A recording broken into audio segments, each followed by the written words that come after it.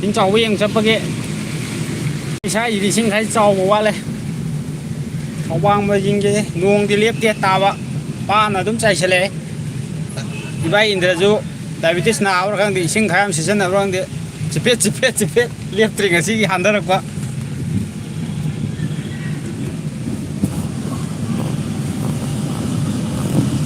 lại có gì chẳng được gì xong rồi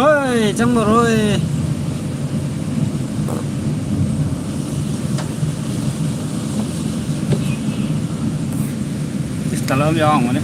khai gì thuốc cái mình xin tàu đấy có sai gì rồi à giờ đấy sai gì tàu đấy ra mới sai gì xin tàu đấy bác là bị bác to xuống thì phải ra đây là một cái lăng nghe thằng quan này cái chứ tôi đến là tấm sò đấy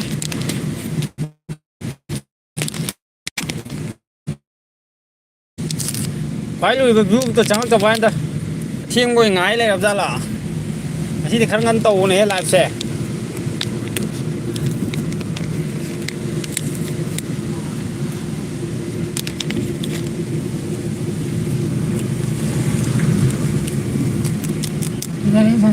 ra đây thay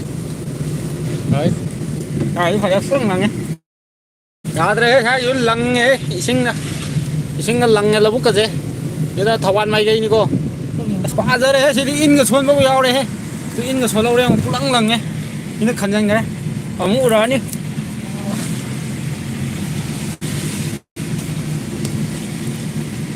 lằng bao đấy tàu bao đấy sai tôi cũng lằng lằng nhé in cái xuân lâu em mới gì đi su ra này ngay cái nuông chứ hạt cái nuông chứ ta bà sinh ta bà cookie minai gì nó tàu thế nó nói là cô mặc rang cái xe gai đến xì đấy phải tâm này sinh gì đó sinh những cái nó gọi là sai tàu cookie minai gì rồi mặc rang cái xe gai đó là bà thì đấy phải là đu cái bảo của ta ngoài này sai cái điểm mà ta cái mình làm là mi mang ai đó nó sinh gần nần lẹ nó để sai tàu của sinh tàu cái à ra đây thấy sao đấy nhưng mà thùng bao này sao vậy chú đây chú mấy chặt dần này cái mình là u đấy đấy mà tuần chú rồi đấy đấy tàu đấy không được tàu lên mày tại su bây giờ này in số này mới làm chứ không lăng chứ không in số này mới làm chứ không bao phong nga tập phong xin chào mấy nga phao tầm này ai nằm mày đập bấm gì mình hai bro tao bao đây phải thâu ăn sai chứ là một cái gì khác là lăng bao đây sai gì sẽ khara chum lạc bạc khara wat mà lẽ mà số mà khá làm đấy cái cara cái sao bắt cái này nè xôm chứ bộ nó mai trang phải đây là xôm cho cái nó tiền đá cái nó mai tiền đá cái nó ở trong đây phát ở trong đây phát thara cái nó tàu tu này vậy là bút sinh hoạt đó đông xuyên đại tay nhiều đấy đấy nguồn gì chỉ phép tao liếp tía cái mà máy cái đông suốt đi yaad đấy tabak chalu này tabak chalu halak pada sinh trào cái nó tàu cái yang boy sum lại tháo được cái này biết cái nào tôi cũng thấy là kìa anh muốn tôi xuống nhìn cái gì đi xin chào vũ rồi vậy đại bớt nó sẽ lấy đây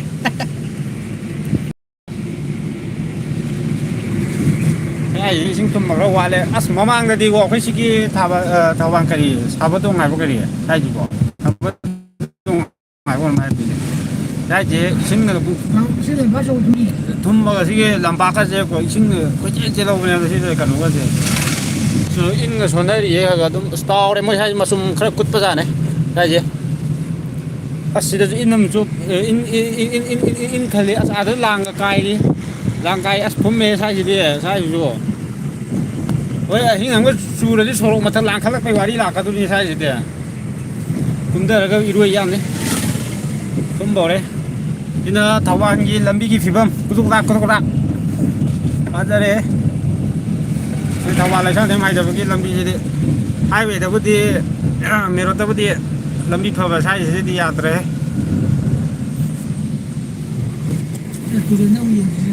Turin yengse. Turin yorokadra bam turin dum utharake. Ina ningmungi kari ministry kanum hai ne he. Ai lampa choba. Ai lampa choba. Di ina mogi ningmungi bidep kem le do. Lambi di phatre. Lambi di phatre.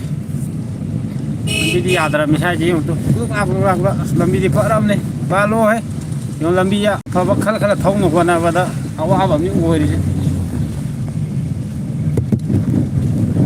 Adre mai ma ku da tau ri he.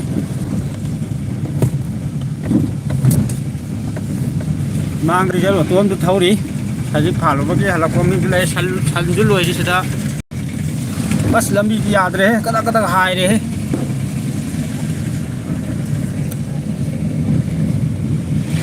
Lambi to ada kut dai yang bazaram ne Thawan gi lambi ji as ningum kai ji sai ji ningum hai ji ne ba ningum jaga sai ji yaad re lambi ji yaad lambi musla ta re lambi pra musla ta re pakora ho ya da la sabi anim ju le ho re ma ta la sabi phaja ba adu dum ha pakke live ta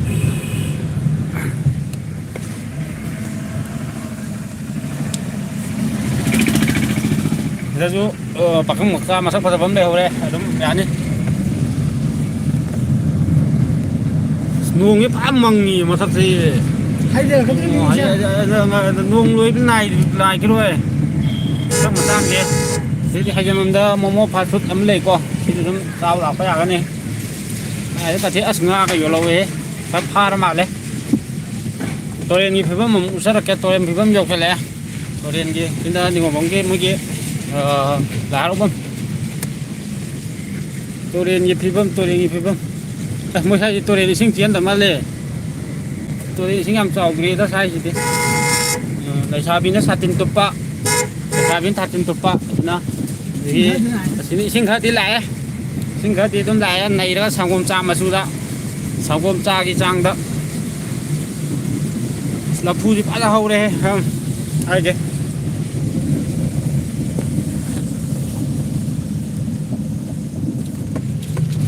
Toren ni pibam toren kai na wang boy di da sing oi hing na sura di wang kadra nei ga di pat si le ya tre kawa yo ja le ba kawa ga ja na kawa gi sing tan gi yong di da sai fa na tau cha gi ne di chu tau lam du ma le bin pu ba sa ki ba ku mu ba ko yom ba alai ne ko ấy mà ta đi thao bốc chân là sai dùng mà cái thao chân là cái gì hay là phạ hay không bằng cái gì xin bán lấy đi ngồi gì in một lưu thùng lơ cho ngã cá mà này hiểu không mà chỉ in mà sao này không phân liệt chứ in mà sao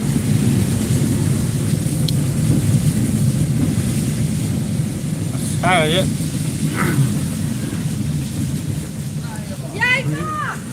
không ghen mà cầu nhau đây với sự đó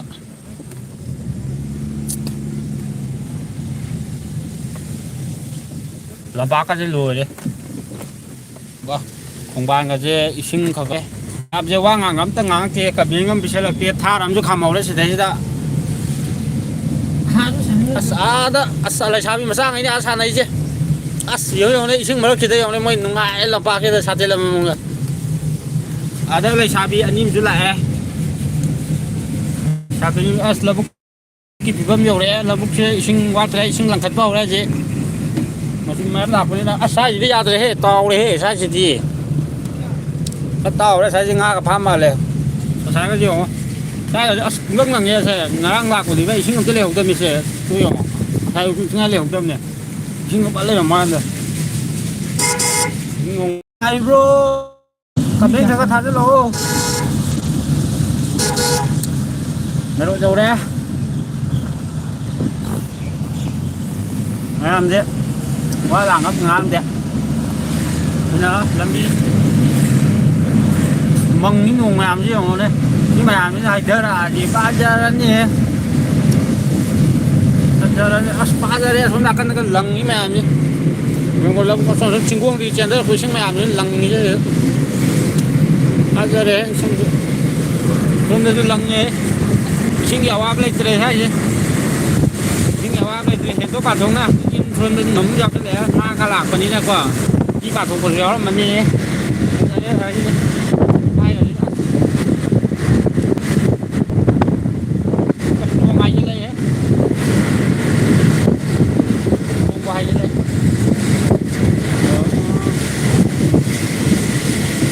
làm gì quá là không ăn kia cầm miếng nông nghiệp nó cực thà lắm kia quay cái chúng ta này chứ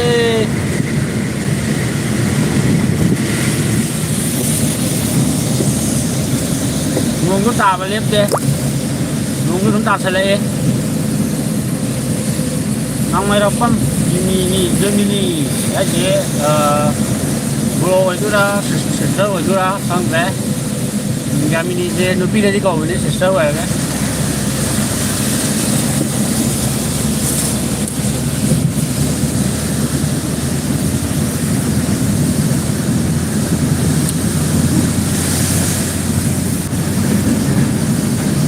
as musik je dia cuma tak dekat ni sana không có bao giờ đâu ra không giờ thì quay thủ dọc là cách nó đang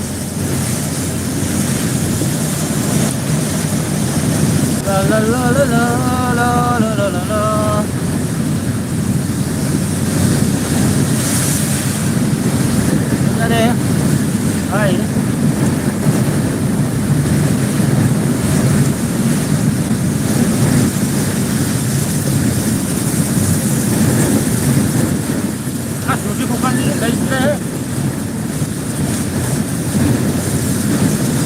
lăng như thế này thì phải đó lăng nhé lăng đâu là không khí bạn không có mày đấy thôi chứ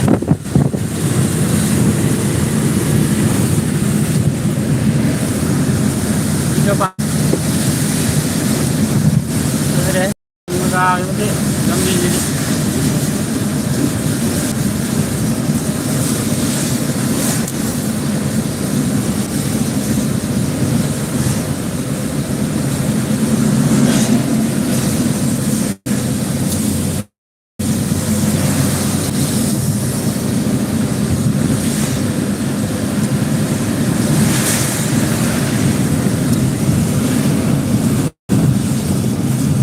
가리 타우번이나 가리 가능성 많이 패스가 먼저 나게 그런다. 근데 아시아대 상마저 상영화 거기 플라이보드 깜빡이 야 내가 와야 sai với sang hệ sắm mà sang nó chỉ có thể 플라이보드 câu với cái su với sang gì mà điều này tôi biết rồi đó su rồi hay là cái này bao giờ tamu su rồi hay là pada kanji kuda dali này bao giờ kanji kuda này mình đó các bạn đó đúng xin chào với gì anh về đó đúng thấy là lại thả tôi quay ra mềm về mình là gì đó cái nữa mày chơi gì anh không đi xin chào với lại kia xin một cái thật đúng mà xuống mang là các con kia thế đấy là cũng có cái cặp phục của mình đúng phạt thôi nên nó tao lại theo cuốn bây giờ gà này đó gà gì kawa thái nó đi bắt hôm nay mẹ kawa dọc từ lục cha kawa nó miệng lục cha thế luôn cái đi mà mai không còn được đấy tuồng nó dùng quay đi ngoài tuồng nó kìa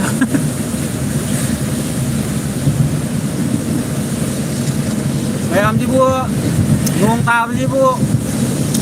ngày vô dùng cây của máy trồng này đi kia là cây chúng cô ông ta cảm ơn ta hay chứ lô ông ta anh tân khăn chứ kìa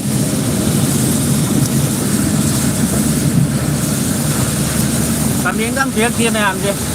máy trời nó hơn kìa cảm ơn các thì thế là phải đi hàng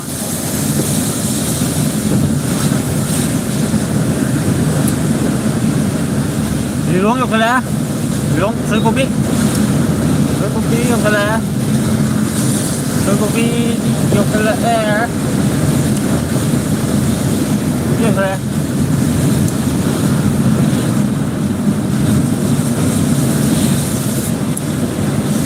sôi cô biết đâu đấy đấy làm đi để lần bất cứ lần lên muông nó giảm thuộc kia bên kia làm đi ngã đây cái lần cứ lần nữa nào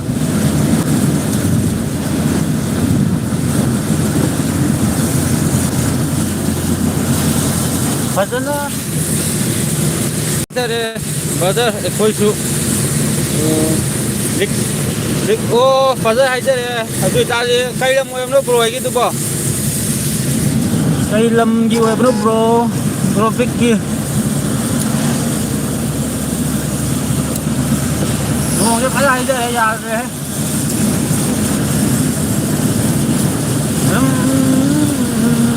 đi luôn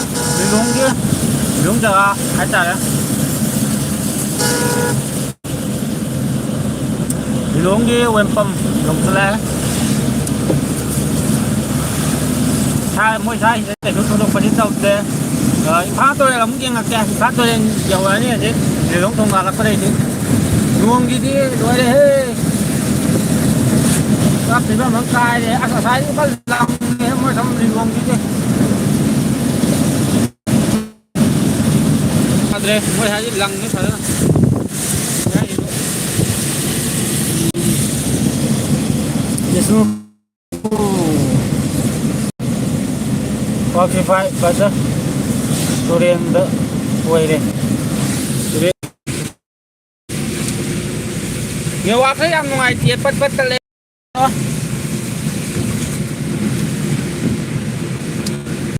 Nyawa cepat tele apa?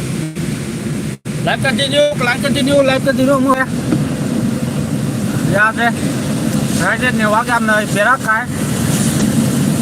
đang vào lúc nó bị xem phụ được tôi lên cái đi hai ba sorry bị xem phụ được thì lên cái hoa đi hoa bị làm gì nó bị xem phụ cái thì hoàn đi nhiều ngoài kia hay làm xe tắt thì mà khác thôi thằng mình có mang vào lúc nó ai đi đây là làm các bạn dùng cái lẽ các bạn dùng cái lẽ các bạn làm cái lẽ đó các bạn làm này cái mặt kia các bạn mình làm rõ ai và còn mai mà thôi không mà mà thôi rồi mới chừng cái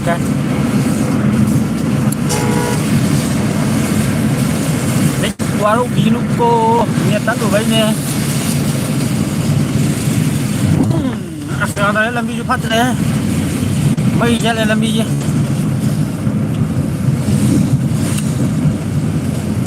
mang cái gì xí pin thâu ấy xí pin tộc gai ấy mà mang rồi mai cái xí dầu gì mới lấy đó mai xí dầu gì chắc có thành thế rồi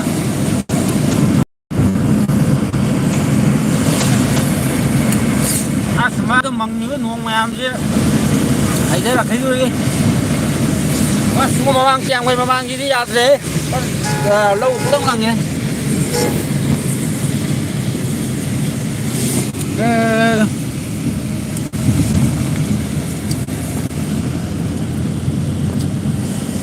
băng mông nó lên cái gì nuông cái không làm tạo cái tôi màu đấy ơi mình thấy khởi đầu hoa mà bây giờ ấy này những gì đi cookie chỉ bay quân trình cứ được bỏ ngoài ra hay làm hay tơ là cả ngôi này thì mà phẩm cứ đâu bỏ cái là hoa ba tà buổi thì mấy năm ngoài chỉ có tao vấn đề hay như thế in đây cũng không hay này đi đấy thì đấy in đây cũng là rồi đó bây giờ cả khăn là tà này mà yêu thấy thôi là mình phim cái gì đánh đầu cái mà vậy mà cái chú cookie chỉ bay quân trình nó lấy ra cả nó tà rồi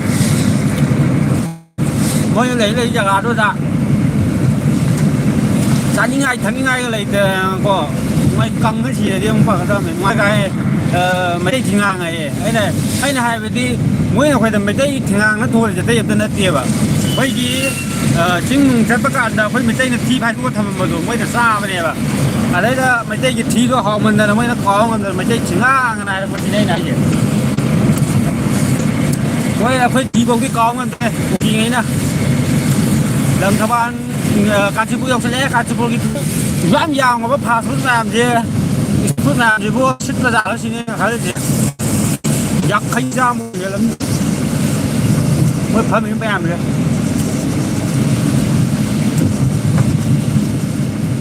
얘 같이 보기 게 저래 Đang chụp nhiều đấy.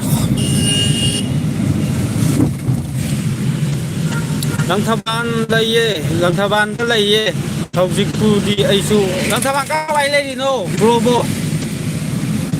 Aisu Langthaban lay di Langthaban hay no không da em dùng nạc anh gì đâu ghi lại chẳng lắm đây rồi nó lay nè con chú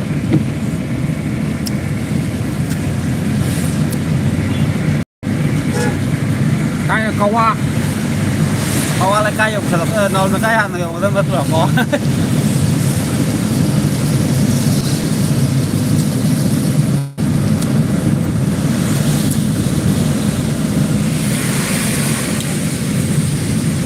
mới sai vào cái số xin không đi mà lên mới nhá không đâu số nào thúng mê là mê hay là con đã tàu ra cái gà đi sao mới nha không nào cần nữa con nào cần đi ra đây mới sai vô nào cái thúng mê đây luôn ra đây thúng mới mà cái thúng rồi mà hai thúng này phải không là có tốc độ kìa gaming cái âm lắm đây với là em ngạc anh người và nuôi là mình đang chế thật bạn đang không tôi người mà đi bro cái đi lâm tân ô sinh trò về đấy dành thôi đấy nè làm gì chứ thao bốc cho nó là phải chứ đấy cái nuôi gitu dari samba mali ôi bro gáy ra mua này súng coi thôi đây hai bữa tà đấy thao vào luôn đấy hai cái là con đấy thao bốc cho luôn thao vào luôn đó thao van kém vào luôn đó ở đây đã halakpada akwai Langthaban sang ga dabne ba Langthaban le ga ba ngasi je adai dei sing mai sing je sai Facebook ke ka mu da yeng tho ji na thorok pai ta de aja de moi sai ji de kai sing chào ji an na sing chào yeng ma chat ba ji de ko mai je le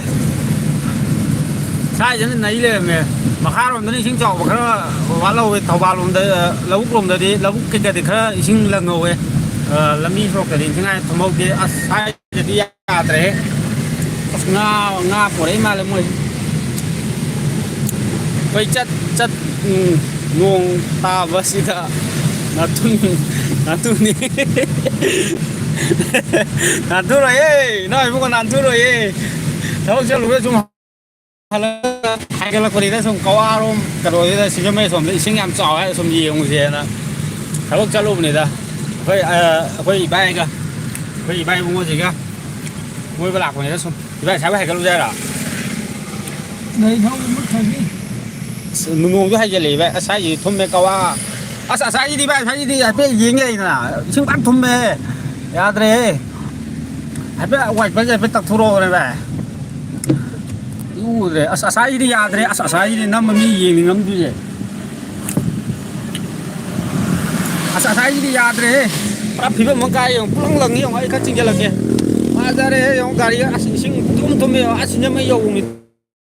tum je, asingnya mai yau ni tum je sih deh, ayah deh.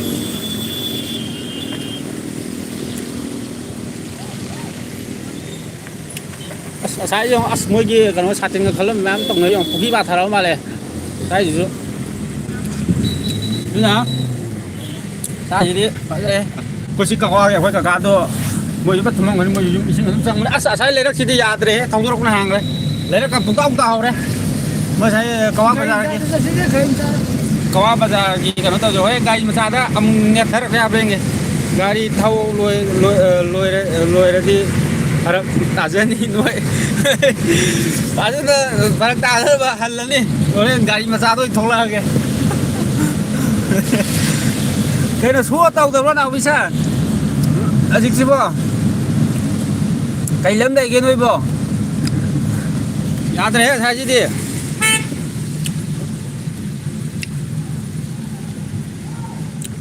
cái nó có lâu vậy sai bút thâu lấy hay rồi nuôi đến này đi luông gì mà ngã cá là mới sai giờ ngã cá mày luông thì nghe mày nuôi đấy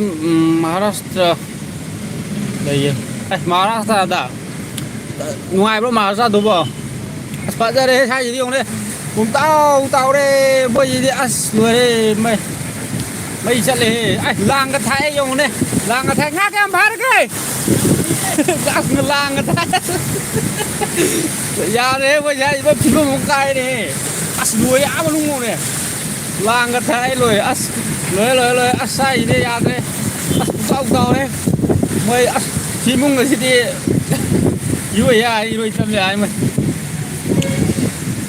as ô tô thun mấy ông này giờ đấy lang cái thôi cả đi rồi rồi giờ đấy mới sai mấy chân này mới lại cái gì as botan cái gì botan này hiện tượng cái nó gas buôn nhâm tàu vậy lúc này mới riêng đấy hay thôi vậyใช่แล้วรวยมาเลยรวยดีเฮ้เมื่อสมบัตินุ่งเยอะไอ้สิ่งที่ตัวเรียนตรงนี้ป้าถกว่าไงนี่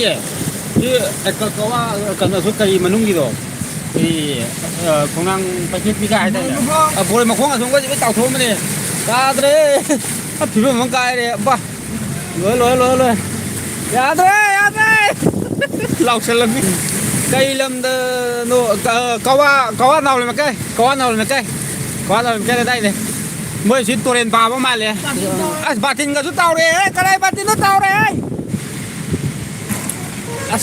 à đây mấy vàng cái mấy sinh mấy thùng này để khắc hoàng cháo để khắc hai cái xoay đi giờ đây bây giờ in số này không làm gì in số này không làm gì áp kèm là phá ra mà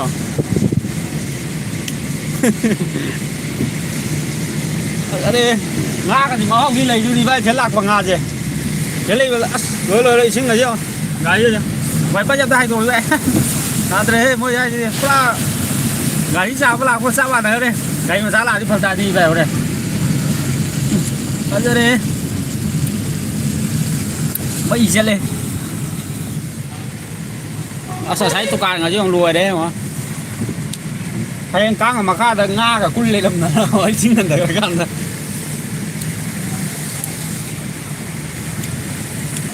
xả đấy mới sai ăn sừng giết cái bao cái lưỡi trăng mini hoa cúc tôi đấy bây giờ cái đó có lên về đi ăn đấy thank you của anh nó bây giờ tắt cái thank you super thank you thank bây giờ bắt tâm bắt sao thế này bây giờ ông nội sẽ phải hạ bài thực tế cái thằng là triều ai sẽ thằng giá nào vậy đâu sao nhiều sẽ kết em là cái gì lớp rose cái này tôi nó trỏ sao tôi này lắm nè Atre mới sao gì đi ba gari hal ter gari ban bây giờ mới gì nó cay sắp này thế nào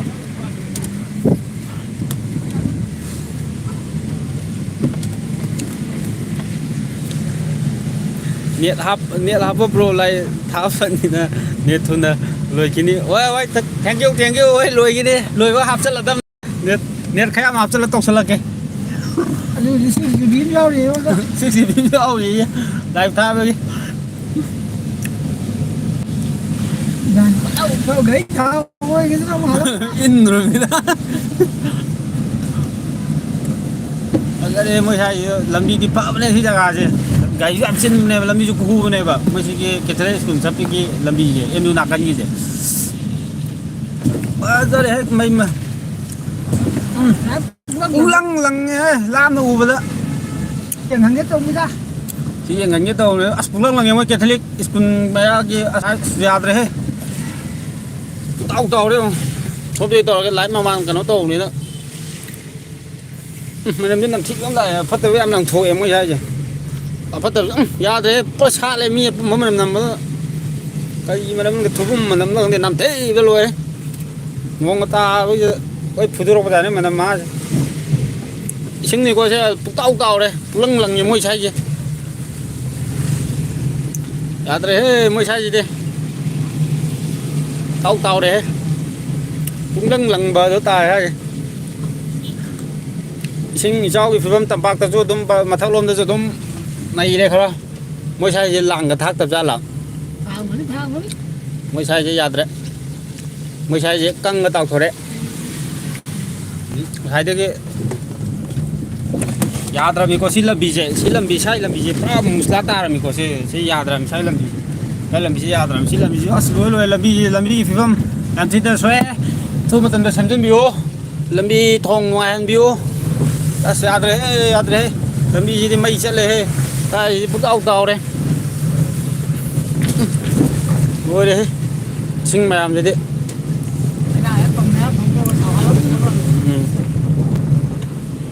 ꯌꯥꯗ꯭ꯔꯦ ꯃꯣꯏ ꯁꯥꯏꯁꯦ ꯑꯁ ꯁꯥꯏꯁꯦ ꯄꯨꯂꯪ ꯂꯪꯉꯦ ꯌꯥꯗ꯭ꯔꯦ ꯇꯥꯎꯔꯦ ꯂꯣꯛꯇꯥꯛꯇꯒꯤꯕꯨ ꯍꯦꯟꯖꯜꯂꯕ ꯀꯩꯅꯣ ꯇꯧꯔꯦ ꯑꯁ ꯐꯖꯔꯦ ꯄꯨꯔꯥ ꯏꯄꯥꯛ ꯄꯥꯛꯑꯦ ꯁꯥꯏꯁꯤꯗꯤ ꯑꯁ ꯐꯖꯔꯦ ꯄꯨꯂꯪ ꯂꯪꯉꯦ ꯃꯅꯤꯡꯒꯁꯤꯗꯤ ꯃꯣꯏ ꯁꯥꯏꯁꯤꯅ ꯍꯦꯟꯕꯖꯥꯠꯅꯤ ꯂꯥꯎꯕ ꯑꯁ ꯃꯣꯏꯁꯦ ꯑꯁ ꯈꯣꯡꯕꯥꯟꯒꯁꯨ ꯀꯩꯅꯣ ꯇꯧꯔꯦꯅꯦ ꯃꯣꯏꯁꯤꯗꯤ ꯃꯣꯏ ꯍꯤꯡꯒꯣꯜꯂꯣꯁꯦ ꯁꯤꯁꯦ ꯑꯩꯈꯣꯏ ꯊꯕꯛ ꯁꯨꯕꯗꯣ ꯑꯩꯈꯣꯏ ꯀꯩꯅꯣ ꯑꯩꯈꯣꯏ ꯊꯕꯛ ꯃꯄꯨꯗꯨꯒꯤ ꯁ꯭ꯋꯥꯏꯁꯦ ꯉꯥ ꯐꯥꯅꯔꯦ ꯉꯥ ꯀꯌꯥꯝ ꯐꯥꯅꯔꯒꯦ ꯍꯟꯗꯛꯀꯨꯃꯛꯇꯤ ꯁꯤꯗ ꯄꯥꯔ ꯆꯦꯜꯂꯤ ꯏꯁꯤꯡ ꯈꯨꯆꯦꯟꯁꯤ ꯌꯦꯡꯉꯨꯅꯦ ꯁꯤꯗ ꯄꯥꯔ ꯆꯦꯜꯂꯤ ꯏꯁꯤꯡ ꯈꯨꯆꯦꯟꯁꯤ ꯌꯦꯡꯉꯨꯅꯦ ꯁꯤꯗ ꯆꯦꯟꯊꯔꯛꯏ ꯏꯁꯤꯡ ꯃꯌꯥꯝꯁꯦ ꯑꯃꯨꯛꯇ ꯆꯦꯟꯊꯔꯛꯏꯁꯦ ꯁꯤꯗꯩ ꯆꯦꯟꯊꯔꯛꯏꯅꯦꯕ ꯄꯥꯖꯔꯦꯍꯦ ꯁꯤꯗꯩ ꯆꯦꯟꯊꯔꯛꯏꯅꯦ ꯌꯦꯡꯉꯣ ꯏꯁꯤꯡꯁꯦ ꯌꯦꯡꯉꯣ ꯁꯤꯗꯩ ꯃꯁꯛ ꯐꯖꯕꯁꯨ ꯌꯥꯝ ꯌꯥꯎꯔꯦ ꯃꯣꯏꯁꯦ ꯁꯥꯇꯤꯟꯗꯨ ꯀꯩꯅꯣ ꯉꯥꯒꯤꯅꯦ ꯍꯥꯏꯔꯗꯤ ꯋꯥꯈꯜ ꯌꯥꯝ ꯅꯨꯡꯉꯥꯏꯕꯖꯥꯠꯅꯦ ꯃꯣꯏꯁꯨ ꯃꯣꯟꯗꯥ ꯑꯝꯗ ꯑꯁ ꯁꯥꯏꯁꯤ ꯌꯥꯗ꯭ꯔꯦ ꯃꯅꯤꯡꯒꯗꯤ ꯑꯁ ꯄꯣꯠꯀꯣꯏ ꯊꯨꯝ ꯂꯣꯏꯇꯥꯔꯦ ꯄꯨꯡꯇꯥꯎ ꯇꯥꯎꯔꯦ ꯌꯥꯗ꯭ꯔꯦ ꯑꯁ ꯂꯥꯡ ꯊꯥꯛ ꯃꯥꯜꯂꯦ ꯅꯨꯄꯥ ꯑꯃ ꯃꯌꯥꯏꯗ ꯂꯩꯍꯧꯋꯦ ꯂꯪꯉꯦ ꯇꯧꯔꯤꯁꯦ ꯁꯥꯏꯗ ꯂꯣꯏ ꯊꯨꯝꯃꯦ ꯄꯨꯔꯥ ꯑꯅꯥ ꯑꯌꯦꯛ ꯄꯝꯗꯨꯕꯨ ꯏꯁꯤꯡ ꯊꯨꯝꯕ꯭ꯔꯣ ꯑꯝꯇ ꯍꯪꯉꯨꯅꯦ ꯑꯦꯟ ꯑꯥꯔ ꯑꯦꯟ ꯄꯝ ꯑꯗꯣꯝꯗꯨꯕꯨ ꯏꯁꯤꯡꯒ ꯊꯨꯝꯕ ꯌꯥꯎꯅ ꯆꯠꯂꯣ ꯊꯥꯎ ꯍꯥꯟꯕ ꯂꯥꯛꯀꯦ ꯇꯧꯕꯅꯦ ꯊꯥꯎ ꯂꯣꯏꯊꯣꯛꯈ꯭ꯔꯗꯤ ꯐꯔꯛ ꯇꯥꯅꯦꯅ ꯂꯥꯏꯞ ꯀꯣꯏꯕ꯭ꯔꯕꯨ ꯌꯥꯗ꯭ꯔꯦ ꯃꯣꯏ ꯁꯥꯏꯁꯦ ꯄꯨꯔꯥ ꯃꯨꯁꯂꯥ ꯇꯥꯔꯦ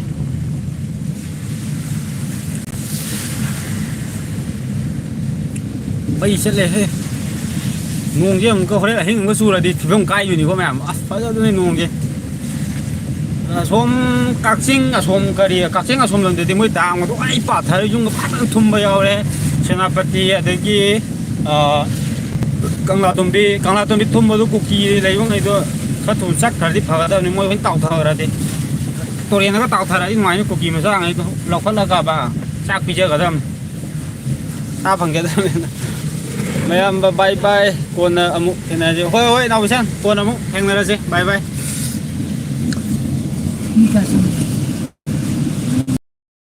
ꯑꯃꯨꯛ ꯃꯌꯥꯝ ꯆꯪꯉꯛꯄ ꯑꯃꯨꯛ ꯀꯩꯅꯣ ꯇꯧꯕ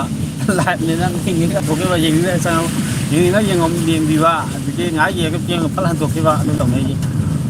ꯃꯣꯏ ꯁꯥꯏꯁꯦ ꯏꯁꯤꯡ ꯌꯥꯝ ꯆꯥꯎꯋꯦ ꯁꯥꯏꯁꯦ ꯀꯋꯥ ꯑꯣꯏꯗꯣꯏ ꯅꯠꯇ꯭ꯔꯣ ꯅꯥꯎꯃꯀꯥꯏ ꯅꯠꯇ꯭ꯔꯣ ꯅꯥꯎꯃꯀꯥꯏ ꯃꯅꯤꯡ ꯍꯥꯏꯇꯥꯔꯦ ꯅꯥꯎꯃꯀꯥꯏ ꯃꯅꯤꯡ ꯑꯣꯏꯗꯣꯏꯅꯤ ꯑꯁ ꯐꯖꯔꯦ ꯁꯥꯏꯁꯤꯗꯤ ꯑꯩꯈꯣꯏ ꯒꯥꯔꯤꯒꯁꯤꯗꯤ ꯃꯤꯉꯣꯟꯗ ꯑꯃꯨꯛ ꯆꯣꯡꯉꯦ ꯅꯨꯡ ꯊꯣꯝꯃꯒ ꯑꯗꯨꯝ ꯇꯥꯟꯅꯔ ꯆꯦꯛꯇꯨꯝꯅ ꯌꯥꯗ꯭ꯔꯦꯍꯦ ꯃꯥꯡꯗ ꯑꯃꯨꯛ ꯎꯠꯀꯦ ꯌꯥꯗ꯭ꯔꯦ ꯄꯨꯔꯥ ꯏꯁꯤꯡꯅ ꯄꯨꯂꯣꯏ ꯂꯣꯏꯔꯦ ꯃꯊꯛꯂꯣꯝꯁꯦ ꯀꯥꯟꯆꯤꯄꯨꯔꯗꯒꯤ ꯂꯥꯡꯈꯠꯂꯒ ꯅꯥꯎꯔꯝ ꯂꯩꯀꯥꯏ ꯀꯋꯥ ꯅꯥꯎꯔꯝ ꯂꯩꯀꯥꯏꯁꯤꯡꯁꯦ ꯑꯁꯥꯏꯁꯤꯁꯨ ꯐꯖꯅ ꯊꯨꯝꯕ ꯃꯥꯜꯂꯦ ꯑꯩꯈꯣꯏꯒꯤ ꯀꯋꯥ ꯕꯣꯔꯣꯏ ꯃꯈꯣꯡ ꯑꯁꯣꯝꯒꯁꯦ ꯇꯨꯔꯦꯟ ꯄꯥꯊꯕ ꯃꯥꯜꯂꯦꯕ ꯃꯣꯏ ꯏꯁꯤꯡꯗꯨ ꯊꯨꯝꯃꯦꯕ ꯆꯪꯕꯗꯤ ꯆꯪꯉꯝꯗ꯭ꯔꯦꯕ ꯅꯍꯥꯟꯋꯥꯏ ꯃꯃꯥꯡꯗꯁꯨ ꯑꯗꯨꯝ ꯄꯥꯊꯕꯅꯦ ꯃꯣꯏ ꯁꯨꯝ ꯕꯣꯔꯣꯏ ꯃꯈꯣꯡ ꯑꯁꯨꯝ ꯀꯩꯅꯣ ꯇꯨꯔꯦꯟ ꯃꯄꯥꯟꯁꯦ ꯑꯗꯨꯝ ꯑꯗꯣ ꯌꯦꯡꯉꯛꯀꯦ ꯑꯇꯩꯁꯨ ꯁꯨꯝ ꯃꯣꯏ ꯑꯁ ꯐꯤꯕꯝ ꯊꯣꯛꯑ ꯃꯌꯥꯝ ꯌꯥꯎꯔꯝꯒꯅꯤ ꯌꯨꯝꯗꯀꯣ ꯑꯗꯒꯤ ꯏꯁꯤꯡꯁꯤꯁꯨ ꯇꯥꯎꯊꯔꯤ ꯏꯁꯤꯡꯁꯤꯁꯨ ꯑꯐꯕ ꯅꯠꯇꯦ ꯐꯠꯇꯕ ꯍꯥꯎꯗꯤ ꯃꯌꯥꯝ ꯌꯥꯎꯔꯛꯏꯌꯦ ꯃꯔꯛꯇꯨꯗ ꯒ꯭ꯌꯥꯁ ꯕꯣꯟꯁꯨ ꯌꯥꯎꯔꯛꯑꯦ ꯍꯥꯏꯕ ꯀꯩꯅꯣꯝ ꯍꯥꯏ ꯒ꯭ꯌꯥꯁ ꯕꯣꯟ ꯃꯌꯥꯝ ꯑꯃꯁꯨ ꯌꯥꯎꯔꯛꯑꯦ ꯑꯁ ꯁꯤꯗ ꯉꯥ ꯐꯥꯅꯩ ꯃꯌꯥꯝꯁꯦ ꯉꯥ ꯐꯥꯅꯩ ꯃꯌꯥꯝꯁꯦ ꯑꯁ ꯉꯥ ꯐꯥꯅꯩ ꯄꯨꯈ꯭ꯔꯤ ꯄꯥꯊꯔ ꯑꯁ ꯑꯉꯥꯡꯗꯤ ꯑꯁ ꯅꯩꯔꯦ ꯏꯁꯤꯡ ꯆꯥꯎꯔꯃꯤꯅꯀꯣ ꯐꯥꯕ ꯅꯨꯡꯉꯥꯏꯕꯗꯨꯅꯦꯕ ꯃꯌꯥꯝꯁꯦ ꯑꯁ ꯂꯩ ꯏꯁꯤꯡ ꯆꯥꯎꯕ ꯌꯦꯡꯕ ꯃꯌꯥꯝ ꯂꯥꯛꯄꯁꯨ ꯂꯩꯁꯥꯕꯤ ꯌꯥꯎꯔꯦ ꯀꯣ ꯑꯗꯒꯤ ꯗꯨꯀꯥꯟꯗꯤ ꯄꯣꯠ ꯂꯩꯕꯁꯨ ꯌꯥꯎꯔꯦ ꯑꯗꯩ ꯅꯨꯡꯉꯥꯏꯗꯣꯏꯅꯦ ꯊꯕꯛꯁꯨ ꯁꯨꯐꯝ ꯈꯪꯗꯕ ꯍꯖꯤꯔꯥ ꯀꯩꯀꯥ ꯁꯨꯕ ꯈꯣꯠꯄꯗꯨꯗꯤ ꯐꯪꯉꯔꯣꯏꯕ ꯑꯃꯨꯛꯀꯣ ꯏꯁꯤꯡ ꯆꯥꯎꯔꯝꯃꯦ ꯍꯥꯟꯅꯒꯤ ꯑꯋꯥꯕꯒꯤ ꯃꯊꯛꯇ ꯑꯃꯨꯛ ꯄꯣꯠ ꯆꯩ ꯇꯥꯡꯉꯤ ꯃꯊꯛꯇ ꯑꯃꯨꯛ ꯇꯥꯡꯈꯠꯂꯅꯦꯕ ꯍꯧꯖꯤꯛ ꯏꯁꯤꯡ ꯆꯥꯎꯔꯕꯅꯤꯅ ꯍꯧꯖꯤꯛ ꯇꯂꯞꯁꯦ ꯑꯃꯨꯛ ꯑꯩꯈꯣꯏ ꯇꯂꯞ ꯆꯥꯕ ꯀꯥꯡꯕꯨ ꯍꯥꯏꯇꯥꯔꯦꯀꯣ ꯃꯔꯨ ꯑꯣꯏꯕ ꯇꯂꯞꯀꯨꯝꯕ ꯆꯥꯕ ꯀꯥꯡꯕꯨꯁꯦ ꯑꯃꯨꯛ ꯀꯃꯥꯏꯅ ꯇꯧꯒꯦ ꯍꯧꯖꯤꯛ ꯈꯔ ꯂꯩꯔꯒ ꯇꯂꯞ ꯂꯨꯄꯥ 10ꯒꯤ 2 ꯇꯧꯔꯝꯕꯗꯣ ꯑꯃꯨꯛ ꯇꯣꯛꯊꯣꯛꯈ꯭ꯔꯅꯤ 10 2 ꯑꯃꯨꯛ ꯇꯧꯔꯦꯅ ꯈꯔ ꯍꯔꯥꯎꯔꯝꯕꯗꯣ 10ꯒꯤ 3 ꯑꯃꯨꯛ ꯇꯧꯁꯜꯂꯛꯑꯅꯤ ꯍꯧꯖꯤꯛ ꯏꯁꯤꯡ ꯆꯥꯎꯔꯕꯅꯤꯅ ꯇꯂꯞ ꯐꯪꯗꯦ ꯍꯥꯏꯔꯛꯑꯅꯦꯕ ꯑꯃꯨꯛ ꯇꯂꯞ ꯆꯥꯕ ꯏꯆꯤꯜ ꯏꯅꯥꯎꯉꯩ ꯀꯣ ꯇꯂꯞ ꯑꯃꯨꯛ ꯇꯥꯡꯈꯠꯂꯅꯤ ꯀꯩꯅꯣ ꯑꯩꯈꯣꯏ ꯃꯅꯤꯄꯨꯔꯒꯤ ꯍꯧꯅꯕꯤ ꯀꯩꯅꯣ ꯇꯧꯕꯒ ꯑꯗꯨꯝ ꯇꯥꯡꯉꯕꯅꯦ ꯃꯥꯁꯦ ꯌꯥꯗꯕꯅꯦ ꯍꯥꯏꯔꯤꯕ ꯑꯩ ꯏꯁꯥꯃꯛꯁꯨ ꯇꯂꯞ ꯑꯗꯨꯝ ꯆꯥꯖꯩ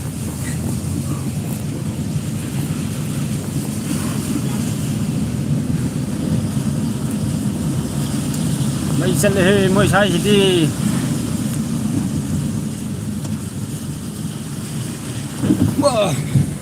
ꯂꯥꯡꯊꯕꯥꯜ ꯇꯨꯔꯦꯟꯒꯤꯁꯨ ꯀꯩꯅꯣꯒꯤ ꯆꯟꯗꯅꯤꯒꯤ ꯇꯨꯔꯦꯟꯗꯣ ꯑꯗꯨꯁꯨ ꯏꯁꯤꯡ ꯆꯥꯎꯅꯤ ꯏꯁꯤꯡ ꯁꯣꯟꯅꯔꯝꯗꯣꯏꯅꯦ ꯑꯇꯩ ꯍꯥꯟꯅ ꯁꯣꯜꯂꯝꯃꯣꯏꯗꯣꯏꯅꯦ ꯏꯅꯤꯡꯄꯣꯛ ꯍꯥꯟꯅ ꯁꯣꯜ ꯂꯩꯔꯝꯗꯣꯏꯅꯦ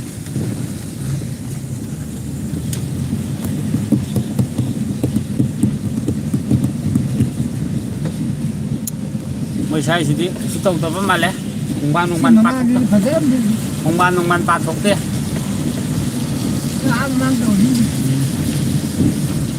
ꯄꯥꯊꯣꯛꯇꯦ ꯁ꯭ꯋꯥꯏꯗꯩꯗꯤ ꯂꯩꯗꯤ ꯁꯥꯕꯨꯗꯤ ꯀꯩꯁꯨꯕꯨꯗꯤ ꯇꯧꯗ꯭ꯔꯤ ꯐꯧꯒꯤ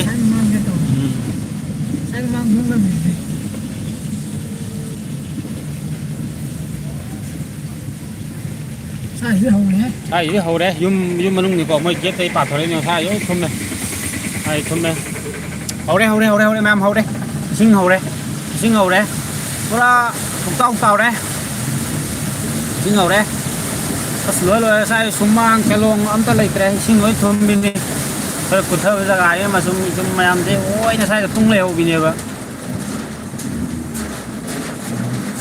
ꯑꯁꯤ ꯌꯨꯝꯁꯤꯗꯤ ꯁꯤ ꯌꯨꯝ ꯑꯅꯤꯁꯤꯗꯤ ꯖꯤꯡꯒꯒꯁꯦ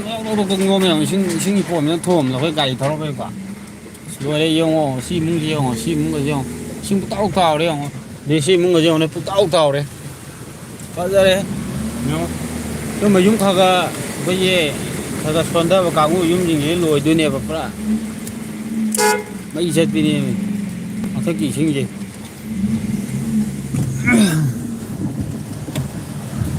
ꯃꯌꯥꯝꯁꯦ ꯋꯥ ꯂꯥꯡ ꯑꯝꯇ ꯉꯥꯡꯅꯈꯤꯗ꯭ꯔꯦ ꯑꯩꯒꯤ ꯚꯤꯌꯣꯔꯁꯤꯡꯁꯦ ꯂꯣꯏ ꯍꯟꯗꯣꯛꯅꯔꯦ ꯑꯁ ꯁꯣꯝꯗꯗꯤ ꯇꯥꯎꯔꯦꯍꯦ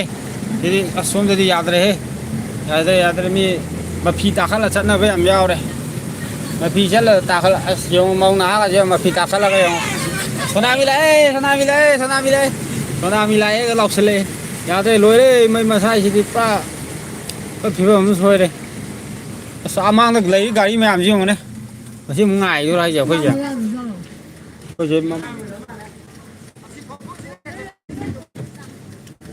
ꯌꯥꯗ꯭ꯔ ꯃꯥꯜꯂꯦ ꯂꯝꯕꯤꯁꯦ ꯆꯠꯄ ꯌꯥꯔꯝꯗ꯭ꯔꯦ ꯑꯩꯈꯣꯏꯁꯦ ꯍꯜꯂ ꯆꯠꯂꯒꯦ ꯑꯁ ꯑꯁꯣꯝ ꯏꯃꯨꯡꯗꯁꯨ ꯌꯥꯗ꯭ꯔꯦ ꯄꯨꯊꯨꯝ ꯊꯨꯝꯃꯦꯍꯦ ꯏꯁꯤꯡꯅ ꯌꯥꯗ꯭ꯔꯦ ꯄꯨꯔꯥ ꯏꯁꯤꯡꯒꯤ ꯐꯤꯕꯝ ꯁ꯭ꯋꯥꯏꯁꯦ ꯄꯨꯔꯥ ꯄꯨꯀꯥꯏ ꯀꯥꯏꯔꯦꯀꯣ ꯃꯌꯥꯝ ꯌꯦꯡꯉꯨ ꯁ꯭ꯋꯥꯏꯁꯦ ꯌꯦꯡꯉꯨ ꯏꯃꯨꯡꯒꯁꯦ ꯂꯣꯏ ꯊꯨꯝꯃꯦ ꯑꯁ ꯉꯁꯥꯏ ꯗꯨꯀꯥꯟꯒꯁꯦ ꯌꯦꯡꯉꯨ ꯂꯣꯏ ꯂꯣꯏꯔꯦ ꯌꯦꯡꯉꯨꯀꯣ ꯃꯌꯥꯝ ꯑꯁ ꯂꯣꯏꯔꯦ ꯏꯁꯤꯡꯁꯤꯅ ꯈꯔ ꯂꯥꯛꯅꯔꯦ ꯏꯁꯤꯡ ꯃꯌꯥꯝꯁꯦ ꯌꯥꯗ꯭ꯔꯦ ꯁꯤꯗ ꯌꯦꯡꯉꯨ ꯂꯩꯁꯥꯕꯤ ꯃꯆꯥꯁꯦ ꯁꯥꯇꯤꯟ ꯇꯨꯞꯄ ꯂꯦꯜꯂꯦ ꯌꯦꯡꯉꯨ ꯐꯖꯔꯦ ꯌꯦꯡꯉꯨ ꯁ꯭ꯋꯥꯏ ꯏꯁꯤꯡꯁꯦ ꯑꯁ ꯉꯥꯒꯁꯦ ꯌꯦꯡꯉꯨ ꯄꯥꯜꯂꯣꯏ ꯉꯥ ꯐꯥꯅꯔꯦ ꯌꯦꯡꯉꯨ ꯁ꯭ꯋꯥꯏꯁꯦ ꯐꯖꯔꯦꯍꯦ ꯄꯨꯔꯥ ꯁꯣꯅꯥꯃꯤ ꯂꯥꯏ ꯑꯉꯥꯡ ꯃꯆꯥ ꯂꯩꯀꯣ ꯑꯁ ꯑꯉꯥꯡ ꯃꯆꯥꯒꯁꯦ ꯌꯦꯡꯉꯨ ꯇꯧꯔꯤꯁꯦ ꯏꯁꯤꯡ ꯇꯥꯈꯠꯂ ꯆꯠꯆꯩ ꯌꯦꯡꯉꯨ ꯑꯩꯈꯣꯏ ꯁꯣꯝꯗ ꯑꯗꯨꯝ ꯐꯥꯎꯗꯣꯛꯆꯈ꯭ꯔꯒꯦ ꯌꯥꯗ꯭ꯔꯦ ꯂꯝꯕꯤ ꯊꯤꯡꯉꯤ ꯑꯁ ꯑꯁꯣꯝ ꯃꯃꯥꯡ ꯐꯥꯎꯗꯣꯛꯄꯗꯤ ꯃꯦꯔꯣ ꯇꯥꯕꯗꯤ ꯌꯥꯗ꯭ꯔꯦ ꯂꯝꯕꯤꯁꯦ ꯌꯥꯗ꯭ꯔꯦ ꯂꯝꯕꯤ ꯃꯦꯔꯣ ꯇꯥꯐꯝ ꯂꯝꯕꯤ ꯂꯩꯔꯝꯗ꯭ꯔꯦ ꯄꯨꯔꯥ ꯊꯨꯝꯃꯦ ꯄꯨꯔꯥ ꯄꯤꯀꯞ ꯀꯥꯏꯔꯦ ꯍꯧꯖꯤꯛ ꯂꯩꯔꯤꯕ ꯐꯤꯕꯝꯁꯦ ꯏꯁꯤꯡꯁꯦ ꯀꯔꯣꯝꯗ ꯆꯠꯈꯤꯗꯣꯏꯅꯣ ꯈꯪꯍꯧꯗ꯭ꯔꯦ ꯍꯧꯖꯤꯛ ꯑꯔꯨꯕ ꯐꯤꯕꯝ ꯑꯗꯨꯅꯤ ꯏꯁꯤꯡꯒꯤ ꯆꯠꯐꯝ ꯂꯩꯇꯦ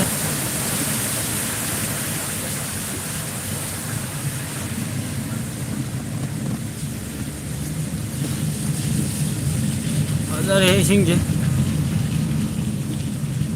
ꯏꯁꯤꯡ ꯐꯖꯔꯀꯥꯟꯗ ꯑꯩ ꯂꯥꯏꯐꯁꯦ ꯃꯤ ꯃꯁꯤꯡ ꯌꯥꯝꯗ꯭ꯔꯦ ꯃꯤ ꯑꯍꯨꯝꯇꯪ ꯌꯦꯡꯉꯦ ꯑꯩꯒ ꯊꯥꯔꯒ ꯃꯔꯤ ꯋꯥꯔꯤ ꯁꯥꯟꯅꯔꯤꯕ ꯑꯩꯒ ꯉꯁꯥꯏ ꯚ꯭ꯌꯨ ꯌꯥꯝꯃꯤꯀꯥꯟꯗ ꯏꯁꯤꯡ ꯐꯖꯕꯁꯦ ꯀꯩꯅꯣ ꯇꯧ ꯃꯌꯥꯝꯅꯦ ꯑꯅꯤꯁꯨ ꯆꯣꯡꯊꯣꯛꯈ꯭ꯔꯦ ꯑꯝꯇ ꯉꯥꯏꯍꯧꯔꯦ ꯍꯧꯖꯤꯛ ꯂꯩꯔꯤꯕ ꯐꯤꯕꯝꯁꯦ ꯅꯣꯡꯗꯤ ꯃꯪꯉꯤ ꯃꯌꯥꯝ ꯐꯖꯅ ꯑꯗꯨꯝ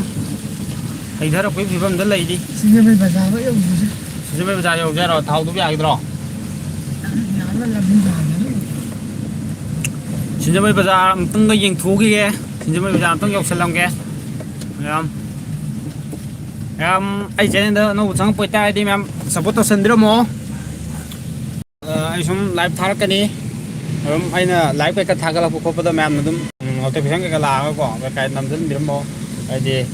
ꯃꯌꯥꯝꯗ ꯑꯩꯅ ꯊꯥꯒꯠꯄ ꯚꯤꯗꯤꯑꯣ ꯀꯩꯀꯥꯗꯣ ꯑꯗꯨꯝ ꯃꯌꯥꯝꯅ ꯑꯗꯨꯝ ꯈꯪꯕꯤꯅꯕ ꯍꯥꯏꯇꯥꯔꯦ ꯌꯥꯝ ꯁꯞꯄꯣꯔꯠ ꯇꯧꯁꯟꯕꯤꯔꯝꯃꯣ ꯑꯗꯨ ꯑꯣꯏꯇꯥꯔꯗꯤ ꯑꯁꯤ ꯑꯃꯨꯛ ꯆꯠꯊꯔꯁꯦ ꯁꯤꯡꯖꯃꯩꯔꯣꯝ ꯆꯠꯂꯒꯦ ꯁꯣꯝ ꯂꯝꯕꯤꯁꯦ ꯑꯃꯨꯛ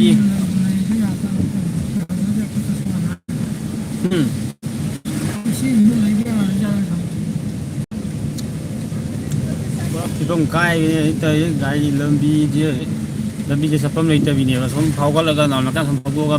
ꯃꯦꯔꯣ ꯇꯥꯡꯒꯕ ꯂꯝꯕꯤꯁꯦ ꯏꯁꯤꯡ ꯂꯣꯏ ꯊꯨꯝꯖꯤꯜꯂꯦ ꯎꯕꯤꯅꯦꯕ ꯐꯤꯕꯝ ꯑꯃꯅꯦꯕ ꯃꯣꯏꯁꯦ ꯇꯧꯅꯔꯤꯁꯦ ꯋꯥꯅꯕꯤꯅꯦꯕ ꯁꯤꯁꯦ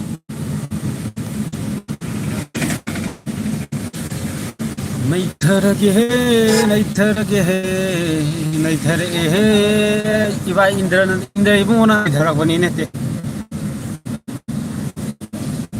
ꯏꯟꯗ꯭ꯔ ꯏꯕꯨꯡꯉꯣꯁꯦ ꯑꯝꯇꯪ ꯆꯥꯛ ꯀꯧꯔ ꯌꯩ ꯌꯥꯔꯣꯏ ꯅꯣꯡꯃꯁꯨ ꯌꯥꯝ ꯊꯤꯅ ꯇꯥꯕ꯭ꯔꯅ ꯇꯥꯒꯦꯁꯨ ꯈꯔ ꯂꯤꯛ ꯂꯤꯛꯅ ꯇꯥꯔꯗꯤ ꯐꯩ ꯑꯁꯨꯃꯥꯏꯅꯒ ꯋꯥꯅꯉꯩꯗ ꯃꯃꯥꯡꯗ ꯇꯥꯈꯤꯕ ꯂꯦꯟꯗꯣ ꯃꯃꯥꯡꯗꯒ ꯀꯦꯜꯂꯛꯈꯤꯕ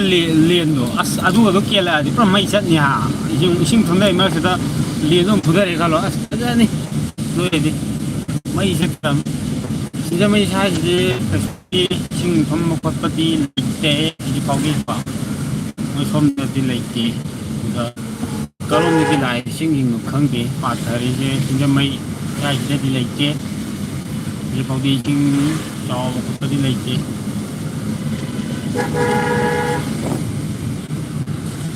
ꯃꯁꯥꯗꯤ ꯏꯁꯤꯡ ꯊꯨꯝꯕ ꯈꯣꯠꯄꯗꯤ ꯂꯩꯇꯦ ꯍꯥꯏꯇꯥꯔꯦ ꯅꯣꯡꯁꯨ ꯇꯥꯁꯜꯂꯛꯄ ꯅꯨꯃꯤꯠꯁꯨ ꯇꯥꯁꯜꯂꯛꯄ ꯃꯩꯁꯤꯗꯗꯤ ꯃꯨꯠꯄꯤꯈꯤꯗꯕ ꯁꯤ ꯑꯩꯅ ꯈꯟꯖꯔꯤꯁꯦ ꯃꯩꯁꯦ ꯃꯨꯠꯈ꯭ꯔꯗꯤ ꯍꯣꯏ ꯏꯁꯤꯡ ꯆꯥꯎꯕ ꯃꯐꯝꯗꯒꯗꯤ ꯐꯔꯛ ꯇꯥꯅꯤꯀꯣ ꯃꯩ ꯂꯥꯛꯁꯜꯂꯒꯗꯤꯀꯣ ꯏꯁꯤꯡ ꯆꯥꯎꯕ ꯖꯒꯥꯗ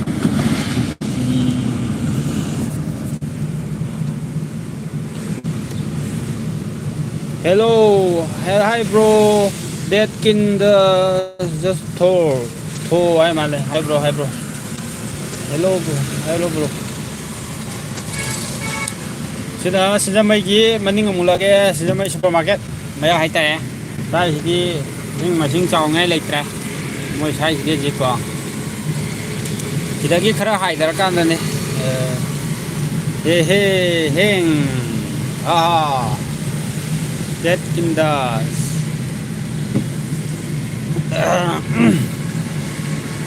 cái này cái em mới thấy xin lỗi bây giờ chứ không khờ không tại xin nguồn xin nó tổ mà mình thật tại mới thấy xin cho mình tụ cài thì có mới xuống bazar mà nung massage thì để phải tông tiền cái cũng biết cái tông tiền sắm nào cái hai đại cái thì hầu như có xin gì nào chút thời đấy xin nguồn cái phim hay pharmacy Sijamai có cái cái thiên phẩm đúng khá cái đúng phẩm màu đi cái gì có lắc cái có cái là đúng phẩm mi yung nung sinh ta đấy mà có thể xếp cho mấy am có sự cái gì phải anh thấy rồi này yung khá cái how win in the dance competition take or Abraham Nicola Caria no khang de nang ai to lai ti khang de bro nang ai de khang de competition break or Abraham Nicola rồi không đi sai gì sinh hậu rồi có water hậu rồi sai gì water festival cái gì water festival hay tại water festival hậu đấy sai gì hay chỗ thum thum mẹ giờ đấy sinh nào ta mấy chất pin này sai gì điều sinh nào ta yang cái thấy sinh nào ta sinh là mấy chất lệ sinh là mấy chất lệ sai gì đi thum thum mà của cái tàu này sai gì đi sai cái này mà hay lấy này có nung ising na water he sida SBI gi ATM de re SBI ATM ji bau di thomde ji bau di moi sai sidi yad re kau tau re gari jam du oi re je ising marak sida gari jam du oi re ji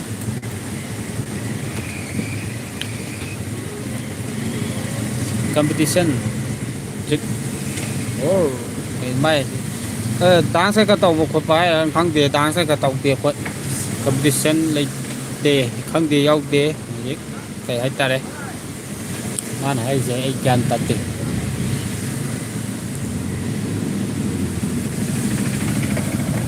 이싱기 비범 어이 붙어해 사이시디 봐 이싱기 비범들이 아들이 송왕 뭐주네 송왕 뭐가 되고 사이시디 비범 사이는 해리고 진짜 뭐 이렇게 땅 하이더라 봐 진짜 뭐 사이즈 까 야지만 까이 말해야 돼 하이바 사이즈 가지 Ina em pom nữa. ina em pam mà ina pam mi tay bumper tàu rồi không đi xin mời chị ta có đấy để em live continue net tắt thôi cái bài này có thao hành gì thao hành rồi là không được cái thao phải hành gì thao gạo rồi đấy xin mời từ laptop cái phần ta nhiều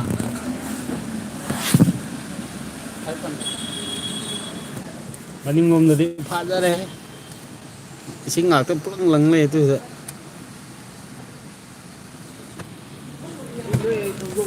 à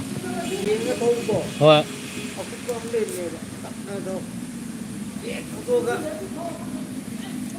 xin không được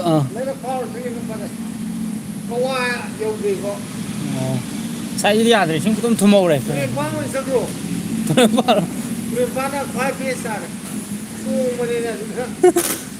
tôi mà phát cái tục được rồi ồ thấu ra được cái thấu ra thế gì vậy làm gì stop em tổ với em vào đây thì cái nhà tại vì cái mới sai là cái em kham này vậy sai kham cái tháo hẳn thì cái lần này làm gì sang nhà tại vì cái vậy lên này sai thì không có thấy hành này đồ ở cái gì cái tay làm tháo làm được sắc cái đầm này mới là hay mới dùng nước trong cáiของอันนี้ไปก่อนเอาไปดีlàm tháo làm được sang cái đầm này là làm tháo hay cái đầm nàyการสิบhay cái đầm này vậy rồiนะใช้hayได้มีแบบก่อดูเอียงอะไรhayได้เอาไปยังไงสิ่งที่พิมพ์ดียามที่ฟัดเลยไม่ใช่สิยุ่งไปก็ทำได้รับมึงรับโอ้ยเล็กทำไหมไม่เล็กทักแต่ให้ไว้เต็มเท่าจีเดียเล็กเท่าก็คิดใจหรอดูไม่ใช่จะจุกไก่ยามเล็กกว่าไก่ช่างยาทำมาเลยต่างแบบ Sang nhà đâu chứ mà. Chứ thông nhà đâu tôi phải mà. Chứ sai mà khai thông nhà rồi mà. Ô tô làm thôi. ô tô hôm nay em mang ô tôจะlàm thuaแล้วก็สั่งเองอะแกไม่ก่อแกไม่กี่ตัวเรมาปั้นยี่ฟิล์มตัวเรมาปั้นที่สิ่งกับทุเรศให้ก็ได้เราผมเท่าก็จะได้หรอมันเอ็มยูนี่แบบไม่ใช่เท่าตัวเลยยาดับซาลาบไม่อยู่ยิงสิใช้แล้วพักที่ผมที่ตุ้มแดงเลยยิงอะแกไม่ก็ปั้นเสร็จแล้วเลยแกสมเด็จเมโรตันมาให้เลยยิงอะแกเมโรตัวไม่ลำบียาที่ให้หรอคือสมไม่หายก็จะได้ยาตราในยิงหมดเลยยิงอะแกสมเด็จเท่าแล้วก็เมโรตันสิ่งที่พิมพ์เจบ้านน่ะทุ่มแม่มาข้าวมันจะทุ่มแม่มาเท่าลมจะทุ่มแม่ทุ่มเดิมจะกลับไปที่ยาวอีอันนั้นมันที่สิ่งน่ะไว้ทุ่มแม่ให้แต่ละสิ่งที่พิมพ์มาสว่างมาสิที่พระโซนามีหลักเพราะตุ้มในไก่ยังมึงเท่าประการเท่าก่อน Mà từ đấy ra nó sẽ được biết mấy. เดี๋ยวกี้ยังสิ่งที่ยาเตะไม่ใช่สิพระสว่างมาสมนักเครื่องงำเท่าประมาณเลยไม่ใช่ก่อนสมจะในเหตุเลยเอสเปอร์เลยก็จะรวยยังอามาลงสิ่งงักแต่บาจะเรียใช้ลำบีจีตรงอยู่ไปชนชัดก็ต้องลำบีจีลำบียาเตะอันน่าเย็บปูแบบคนตะกี้ก่อนถ้าเป็นงานสุขทุบแบบกี้สักทุกสิ่งที่ปฏิตาด้วยเนี่ยว่าสิ่งที่ไกลลำบีจีก่อนก็ลมชัดตัวของขังตะบีเดนเนี่ยเขาตาด้วยเนี่ยที่อย่างว่าเมโรลำบีไฮเวย์ลำบีเดนเนี่ยอันเต่าเลยจังว่าสิ่งที่สิ่งที่เสียนได้เลยไม่อ่านเดียวเนี่ยผมได้เสียนได้เลยไม่อ่านเลยบ้าอามาดิบุษสุโลเลยสิ่งกับฉันมีลำบากเด้อมาดิสิ่งกับฉันมีลำบากการีก็ยังไม่พูดเท่าไหร่อาจจะเลยมั่วสิไล่กับไปเจมีเลยนะกับไปแล้วลำบีพัดเตียงกับไปเจทำไมเจตั้มทวีไว้มาดูตั้มทวีก็ที่มองดูสวดตัวเนี่ยก็อาจจะสมัยการนี้ทำตัวเราก็ได้ไก่ยาแต่พวกยาวสิ่งบางทีก็มาบ่อยตัวบ่อยสิ่งเราไปแต่เลยไม่ใช่เว้นเป็นที่ยาแต่สิ่งทุ่งเลยเดี๋ยวนะกวาดแหลมบีก็จะทุ่มไหมพระลายมังก็จะสิ่งไม่ใช่มาเลยใช่ที่ยาแต่พวกที่พระบาทตัวคนนี้ก็บิชันช้อปปิ้งเกมันน่ะแต่ลายแบบพวกที่โดดูได้นี่ก็ปัตตานีเจ้เดี๋ยวอะไรบินพระสุยาเลยอะไรพระอิรุยบิอาร์เนี่ยพระสมุนเลยพระโซนา มีสัตว์หรือจะใช้ยังไงส่งอาทิตย์ต่างส่งไปก็ทุ่มดับจานเราว่าอาทิตย์ปอเราเสียปอเราก็จะทุ่มมาที่ไม่ชัดดีกว่าอันนี้ไม่ก็หลาด้วยแต่ปอเราก็ทุ่มเลยดิยังว่าสิบุยังว่าจะเลยสิแบบยังว่าไม่เนี่ยไอ้เงี้ยสิละเสียมาตัดทุ่งน่ะท่าเลยไอ้นั่นกันเนี่ยว่าสิปัดที่ไปยาวไปบ่เนี่ยว่าขึ้นง่ายเกี่ยวไม่เจ๊ngoài tấn cái đó mẹ tấn đó ở đâu bị đuôi này xem mà tấn thay nó rồi sẽ là trên thao bộ đi học đấy hay làm giả tất cả điều khôi thao bức sẽ phải rồi tụi này thao bức sẽ khôi thao bức số nó mà rất tân là còn làm mi ngang cái giả tất cả điều thao bức sẽ phải rồi tụi này thao bức sẽ mà xí anh cái là điều số mà thao lom đi giả đấy ra cá tà đấy anh nghe cái bảo cái gì cũng bị khát tuông này nè nhưng lấy nhiều mấy hai cái riêng đây là này bây giờ mà mang tấm mắm gì chứ mà ăn nung thì có gì xí nó sụt ra đi mà xí hình gì đó hay đó là đi bây giờ này bro Manipur chứ lôi đi hết ôi bro Sham cái nó cái thế là phong ôi chôm hết bro lôi đi Manipur chứ lôi đi cookie cái lan trên này cái ra ở đây cái bây giờ nguồn thì các bộ thèn là ra làm gì mà ra sẽ ta Indra cũng có việc sẽ đây mi mình tăng cộng thời cái chắc chắn bây giờ mà tăng giá yêu thôi rồi mi Indra chứ mà em nguồn can với Indra đó mà gì phone number cần thiết các bài này đi anh quan tâm thả video ai phone tàu sẽ là sáng còn tăng cầu làm cái gì mà tăng cầu thời giấy gì à rồi nguồn một máy sang xin ta rồi ta kia chứ mà khơi cái giếng là cookie thì vậy con chỉnh chỉ ta với à tập ra vàoนี่ได้ไหนนี่สิคุกกี้ก็ตัวตาตอนนั้นเด็กที่ซิงก็ตัวเรียนแค่ก็ทบกันมากลางใช้ได้ตอนนั้นคุกกี้ก็ตัวอาลูตัดเล็กไอ้นี่ก็มาตัวสีเล็กไอ้ตาเป็นไงจะก็ตัวตัวเดี๋ยวตัวเดี๋ยวที่ซิงนี่ซิงเนี่ยงอ่ะก็เดี๋ยวที่พวกก็รวยเลยรวยประคุ้งอ่ะที่รวยแล้วก็คนเขาตัวที่ไหนรวยเลยไม่ใช่เลยสิก็รวยใช่เป็นไหมthì cho mày được cái cuối đó mình lại nè sai rồi chứ không xưa sai bữa đi năm rầm nè thôi ấy lại xem tắt rầm này mà tắt anh không tắt về mà sẽ lại xem nên nó sẽ đi đâu mới cái còn cái nó cái còn cái ấy tại sai chứ còn nó hai mình nè hay là cái gì ha cái gì tôi hay rồi để cái cái gì nó không mới sai gì bro tôi vậy ôi bro thank you ai này Indra ki contact number paine we yauk ta re ngon nam ta khabi ra mom ta comment di thousand bro ai phone tau sala ma ta kau ra ta yai ye nu mo samai ta bra tam pa khi ta yong adu ju ma thak lom da hai ka la kwa mi ki bazar rom hai ka la lambi da ni tau re yong adu ju kawa na om le kai je mai tai na sa ka ye loi bi ni yong tau yong su phong na bra ba ta ki ju a cookie thi bai kon ning ni ma ta ru ya hai ba tau yong chứ còn không nào rồi ta cái mới xài khun cũng bắt sampo biết hay thế số u vào đó tàu thở cái này đồ cookie chỉ bài con những cái tàu thở nó cái phải sai nó cái tôi liền nó tàu thở cái thì không có là cả sao bây giờ nó dây cái tầm này phải không sẽ hiên gì phụ mấy mức kre wow bazar rong cái mấy mức kre chứ bazar rong cái mấy mức kre kawa nào lại cái jaga mấy mức kre lạc du man lạc đấy sinh cho bây giờ xa gặp ra là thằng điều hơi cái lại phóng ngà bạc tre gì có cái này cái bazar rong cái mấy mức khe gì rồi sang cái mấy và đừng đang lặng đi là quay khăng đi sinh gì cho chúng ta quay cái ra cái lên cái đi khóc cái này khappi cái này đi khappi lại ngang như thế quay cái gì rồi chứ cái điều bro thank you quay nhiều không hôm tôi phao vùng ấy mà làm không hôm lắp rồi cái gì cái thứ làm việc làm phao cái này thì nó can xịt bùn đấy can xịt cái MU mương cái máy lại gì có rồi mấy anh kia phun mấy gì rất khe hay ta đấy mâm vào tuổi đấy can xịt bùn mang cái ATM giờ cả đó mang đến buổi thâu đi có chưa hay gì mâm đâu cái này chỉ là cái là tận ra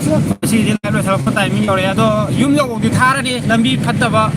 hơi cho sai lần thăm ăn mới thấy cái gì cái ấy ta đấy sinh giàu và thơm mà ăn bột clean này và đồ thơm mì bra, giang cái nuông gì đi xuống lên tàu này là cái gì ꯅꯣꯡꯁꯦ ꯀꯩ ꯍꯥꯏꯅꯤ ꯅꯤꯡꯉꯥꯏ ꯑꯉꯥꯡ ꯅꯤꯡꯉꯥꯏ ꯀꯟꯕ ꯃꯇꯝꯗ ꯃꯤ ꯉꯪꯉꯒ ꯃꯊꯛꯀꯤ ꯐꯤꯕꯝ ꯃꯪꯉꯤ ꯐꯖꯅ ꯃꯪꯉꯤ ꯃꯁꯤ ꯐꯤꯕꯝꯁꯤꯅ ꯃꯊꯣꯡ ꯀꯌꯥ ꯆꯥꯗꯧ ꯃꯥꯟꯗꯦ ꯉꯁꯤ ꯑꯍꯤꯡꯁꯤꯃ ꯆꯨꯔꯝꯃꯗꯤ ꯐꯖꯔꯅꯤ ꯀꯣ ꯍꯌꯦꯡ ꯑꯩꯈꯣꯏꯁꯨ ꯊꯕꯛ ꯆꯠꯇ ꯌꯥꯗꯕꯒꯤ ꯊꯕꯛ ꯆꯠꯇꯕꯒꯤ ꯐꯤꯕꯝꯗ ꯂꯩꯗꯧ ꯃꯥꯜꯂꯦ ꯂꯝꯕꯤ ꯊꯣꯡꯁꯤ ꯌꯥꯁꯜꯂꯛꯇ꯭ꯔꯗꯤ ꯍꯥꯏꯗꯤ ꯑꯩꯈꯣꯏꯁꯨ ꯊꯕꯛꯁꯦ ꯊꯕꯛ ꯑꯉꯥꯡ ꯈꯔ ꯁꯨ ꯅꯣꯝꯃꯒ ꯆꯥꯕ ꯊꯕꯛꯇꯤ ꯁꯨꯕ ꯆꯠꯄꯅꯤꯅꯀꯣ ꯁꯤꯅ ꯑꯩꯈꯣꯏꯒꯤ ꯑꯦꯝ ꯌꯨ ꯅꯥꯀꯟꯒꯤ ꯂꯪꯊꯕꯥꯜ ꯀꯩꯅꯣꯗꯣ ꯑꯩꯈꯣꯏꯒꯤ ꯔꯤꯇꯔꯣꯁ ꯀꯥꯔꯛ ꯍꯥꯏꯇꯥꯔꯦ ꯔꯤꯇꯔꯣꯁ ꯂꯩꯕ ꯖꯒꯥꯗꯨꯗꯅꯤ ꯆꯠꯂꯤꯁꯦ ꯊꯧꯔꯛꯏꯁꯦ ꯒꯥꯔꯤꯁꯦ ꯃꯣꯏ ꯁ꯭ꯋꯥꯏꯁꯦ ꯉꯥꯔꯤ ꯂꯧꯕ ꯃꯅꯝ ꯊꯥꯗꯣꯔꯛꯑꯦ ꯂꯝꯕꯤꯗꯤ ꯐꯖꯔꯕꯅꯤ ꯁ꯭ꯋꯥꯏꯁꯤꯁꯨ ꯀꯣ ꯏꯁꯤꯡꯁꯦ ꯑꯗꯨꯝ ꯊꯨꯝꯃꯦ ꯑꯩꯈꯣꯏ ꯂꯥꯏꯠꯁꯦ ꯌꯥꯗꯤ ꯌꯥꯔꯤ ꯃꯥꯜꯂꯤ ꯍꯩ ꯚꯥꯏ ꯉꯥꯟꯕ ꯃꯥꯜꯂꯤ ꯌꯥꯝ ꯄꯤꯛꯅ ꯐꯤꯕꯝ ꯊꯣꯛꯑꯦ ꯍꯧꯖꯤꯛ ꯂꯩꯔꯤꯕ ꯐꯤꯕꯝꯁꯦ ꯍꯥꯏꯇꯥꯔꯦ ꯁꯤꯌꯣꯡ ꯁ꯭ꯋꯥꯏꯁꯨ ꯂꯝꯕꯤꯗꯤ ꯐꯠꯇ꯭ꯔꯦ ꯗꯨꯡꯗꯥꯡ ꯁꯥꯏ ꯈꯔ ꯊꯨꯝꯃꯝꯃꯦ ꯁꯥꯏ ꯊꯨꯝꯃꯦ ꯂꯪꯊꯕꯥꯜ ꯆꯪꯉꯛꯄꯒꯤ ꯀꯣ ꯂꯪꯊꯕꯥꯜ ꯍꯩꯅꯧꯈꯣꯡ ꯆꯪꯉꯛꯄꯒꯤ ꯏꯁꯤꯡ ꯊꯨꯝꯃꯦ ꯁ꯭ꯋꯥꯏꯁꯤꯁꯨ ꯂꯝꯕꯤ ꯌꯥꯗ꯭ꯔꯦ ꯃꯨꯁꯂꯥ ꯇꯥꯔꯦ ꯑꯁ ꯊꯨꯝꯃꯦ ꯗ꯭ꯔꯦꯟ ꯂꯣꯏ ꯄꯥꯊꯣꯛꯑꯦ ꯗ꯭ꯔꯦꯟ ꯄꯥꯊꯣꯛꯑ ꯂꯩꯔꯦ ꯂꯪꯊꯕꯥꯜ ꯍꯩꯅꯧꯈꯣꯡ ꯌꯧꯔꯦ ꯍꯩꯅꯧ ꯃꯈꯣꯡ ꯍꯥꯏꯇꯥꯔꯦ ꯍꯩꯅꯧ ꯃꯈꯣꯡ ꯍꯥꯏꯔ ꯈꯪꯅꯩ ꯍꯩꯅꯧ ꯌꯦꯟ ꯀꯩ ꯃꯌꯥꯝꯁꯨ ꯌꯦꯟꯒꯤ ꯏꯟꯖꯥꯡ ꯏꯁꯤꯡ ꯆꯥꯎꯕꯩꯔ ꯑꯉꯥꯡ ꯈꯥꯏꯗꯣꯛꯅꯕꯩꯔ ꯌꯦꯟ ꯌꯥꯝ ꯅꯣꯏꯔꯤ ꯃꯌꯥꯝꯁꯦꯀꯣ ꯌꯦꯟ ꯀꯩꯅꯤ ꯁꯤꯗꯩꯗ ꯁꯤꯅ ꯍꯩꯅꯧ ꯈ꯭ꯋꯥꯏꯗ ꯍꯩꯅꯧꯁꯦ ꯄꯨꯝꯃꯝꯃꯦ ꯀꯣ ꯃꯩꯁꯨ ꯂꯥꯛꯇꯕꯅꯤꯅ ꯃꯩ ꯂꯥꯛꯑꯗꯤ ꯈꯔ ꯉꯥꯟꯒꯗꯕꯅꯦ ꯃꯌꯥꯝ ꯑꯗꯩ ꯊꯧꯖꯤꯜꯂꯛꯑꯦ ꯍꯧꯖꯤꯛ ꯒꯥꯔꯤ ꯂꯝꯕꯤ ꯊꯧꯖꯤꯜꯂꯛꯑꯦ ꯁꯥꯏꯒ ꯁꯤ ꯂꯩꯔꯛꯀꯁꯦ ꯁꯥꯏ ꯏꯁꯤꯡ ꯈꯔ ꯊꯨꯝꯈꯤꯕꯅꯦꯕ ꯊꯨꯝꯃꯤ ꯃꯣꯏ ꯁꯤ ꯂꯩꯔꯤꯁꯦ ꯊꯨꯝꯃꯤ ꯏꯁꯤꯡ ꯂꯣꯏꯅ ꯀꯥꯞꯄꯤ ꯑꯗꯒꯤ ꯁꯥꯏꯐꯥꯎꯗꯤ ꯀꯩꯁꯨ ꯇꯧꯗ꯭ꯔꯤ ꯑꯗꯩ ꯑꯩꯈꯣꯏ ꯆꯪꯒꯗꯕ ꯑꯩꯈꯣꯏ ꯊꯣꯡꯒꯥꯟꯁꯤꯅ ꯀꯔꯝꯕ ꯐꯤꯕꯝꯗ ꯂꯩꯕꯅꯣ ꯈꯪꯗꯦ ꯑꯩꯈꯣꯏ ꯊꯣꯡꯒꯥꯟꯁꯤꯁꯨ ꯐꯕꯅꯦꯕ ꯂꯝꯕꯤꯗꯣ ꯁꯤꯗꯩꯗ ꯂꯩꯁꯥꯕꯤꯔ ꯀꯩꯅꯣ ꯈꯪꯗꯦ ꯀꯣ ꯆꯠꯂꯤ ꯃꯣꯏ ꯑꯅꯤ ꯈꯪꯗꯦ ꯁꯤꯗꯅ ꯑꯦꯝ ꯌꯨ ꯅꯥꯀꯟꯗ ꯂꯩꯕ ꯏꯙꯧꯒꯤ ꯂꯥꯏꯁꯨꯃꯥꯡ ꯍꯥꯏꯇꯥꯔꯦ ꯑꯩꯈꯣꯏꯅ ꯁꯤꯗ ꯍꯥꯏꯖꯤꯜꯂꯅꯤꯀꯣ ꯂꯥꯏꯁꯨꯃꯥꯡ ꯉꯥꯛꯇꯅꯤ ꯑꯩꯈꯣꯏ ꯂꯩꯔꯤꯁꯦ ꯁꯤ ꯊꯧꯖꯤꯜꯂꯅꯤ ꯑꯩꯈꯣꯏ ꯂꯝꯕꯤ ꯑꯗ ꯌꯦꯡꯉꯣꯇꯣ ꯃꯌꯥꯝ ꯂꯝꯕꯤꯁꯦ ꯐꯤꯕꯝ ꯀꯥꯏꯔꯕꯅꯤ ꯑꯩꯈꯣꯏ ꯁꯤꯁꯤꯁꯨ ꯄꯨꯔꯥ ꯀꯩ ꯍꯥꯏꯇꯥꯔꯦ ꯏꯪꯂꯤꯁꯀꯤ ꯂꯝꯕꯤ ꯍꯥꯏꯇꯥꯔꯦ ꯏꯪꯂꯤꯁꯀꯤ ꯂꯝꯕꯤ ꯍꯥꯏꯇꯥꯔꯦ ꯑꯣ ꯁꯤꯗ ꯊꯧꯖꯤꯟꯗꯣꯏꯅꯦ ꯑꯩꯈꯣꯏꯁꯦ ꯀꯨꯗꯨꯛ ꯀꯨꯗꯥꯛ ꯑꯅ ꯂꯝꯕꯤꯁꯦ ꯃꯩ ꯊꯤ ꯆꯠꯄꯤꯅꯦꯃꯦ ꯃꯩꯒꯗꯤ ꯂꯣꯏ ꯃꯨꯠꯈ꯭ꯔꯕꯅꯦꯃꯦ ꯍꯧꯖꯤꯛꯇꯤ ꯇꯧꯔꯤꯁꯦ ꯑꯁ ꯂꯣꯏꯔꯦ ꯍꯥꯏꯁꯤꯅꯦ ꯂꯝꯕꯤꯁꯤ ꯂꯣꯏꯔꯦ ꯍꯥꯏꯁꯤꯅꯦ ꯒꯦꯠ ꯐꯥꯎꯗꯤ ꯍꯥꯡꯉꯦ ꯊꯧꯖꯤꯜꯂꯒꯦ ꯆꯟꯒꯗ꯭ꯔꯣ ꯆꯠꯂꯣꯏ ꯑꯗꯨꯗꯤ ꯑꯩ ꯀꯨꯝꯃꯦ ꯊꯣꯡ ꯍꯥꯡꯉꯨꯈꯤꯒꯦ ꯀꯣ ꯑꯗꯣ ꯍꯧꯖꯤꯛ ꯀꯨꯝꯃꯅꯤ ꯌꯨꯝ ꯌꯧꯁꯤꯜꯂꯛꯑꯦ ꯆꯦꯟꯗꯜ ꯂꯩꯍꯧꯔꯦ ꯃꯌꯥꯝ ꯍꯧꯖꯤꯛ ꯊꯣꯡꯁꯦ ꯒꯦꯠ ꯍꯥꯡꯇꯣꯛꯑꯕ ꯑꯩꯈꯣꯏ ꯊꯧꯖꯤꯜꯂꯛꯑꯦ ꯁꯤ ꯒꯥꯔꯤꯁꯤꯅꯦ ꯑꯩꯈꯣꯏ ꯁꯥꯏ ꯊꯧꯔꯨꯏꯗꯣ ꯄꯨꯝꯃꯝꯃꯦ ꯃꯩ ꯂꯥꯛꯇ꯭ꯔꯕꯅꯤꯅꯀꯣ ꯄꯨꯝꯃꯝꯃꯦ ꯑꯗꯨꯅ ꯂꯥꯏꯚ ꯊꯝꯕ ꯌꯥꯔꯦ